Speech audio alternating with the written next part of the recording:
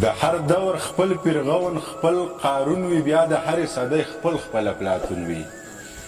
ګور پرتوک اوږد کمیس ټوپک په غاړه، ضروري نه ده چې دا سړی پښتون وي. د هر دور خپل پیرغون خپل قارون وي، بیا د هرې صدۍ خپل خپل افلاطون وي. ګور پرتوک اوږد کمیس ټوپک په غاړه، ضروري نه ده چې دا سړی پښتون وي. دا ډره وغږېږه یاره په زړه زنګ مه پرېږده، دا ډره وغږېږه یاره په زړه زنګ مه پرېږده. زه سترګې نه بدلوم خو ته دې دا خپل رنګ مه پرېږده.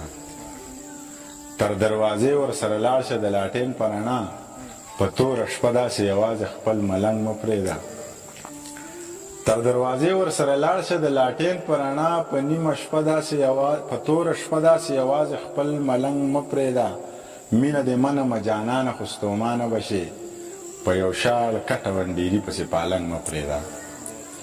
مینه دې منمه جانانه خو ستومانه به شي، په یو شال کټه ونډیري پسې پالنګ مه پرېږده.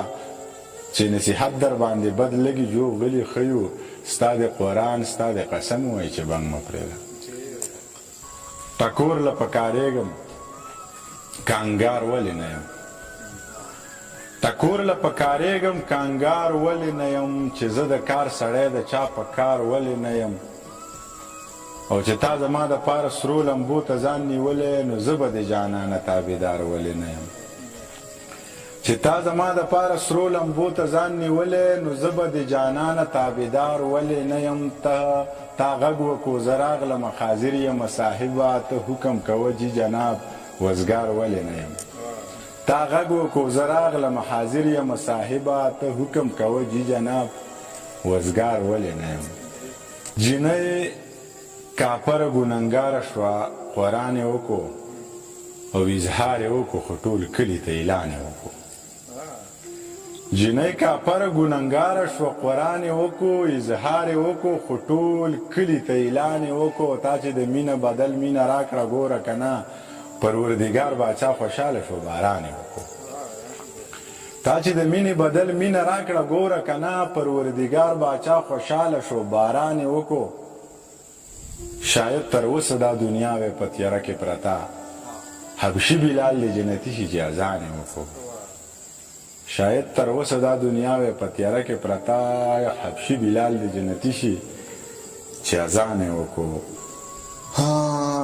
چا جام په لاس د میخانې سره تصویر ویستی دی، چا جام په لاس د میخانې سره تصویر ویستی دی، چا په احرام کې د کعبې سره تصویر ویستی دی. ګنهګار دواړه دي خو دغه سړی ډېر ګنهګار، چا چې د پاک نبي روضې سره تصویر ویستی دی.